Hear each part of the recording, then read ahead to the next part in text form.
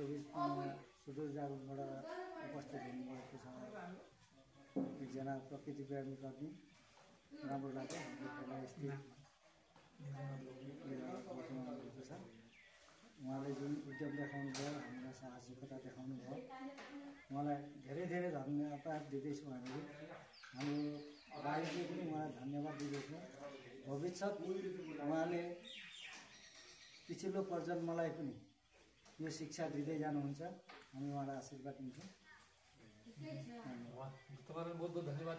त्यो तपाईँलाई भेट गर्न पाएँ म र तपाईँहरूले जुन चाहिँ यसमा साथ दिनुभएको छ र तपाईँहरू प्राकृतिक प्रेमी तपाईँहरू पनि हुनुहुन्छ जसले यत्रो सैफाको हात्तीगोली भन्दा जुन विराट वनाञ्चल गइरहेछ र यसलाई हामीले पुनः फेरि जीवित गराउनुपर्छ।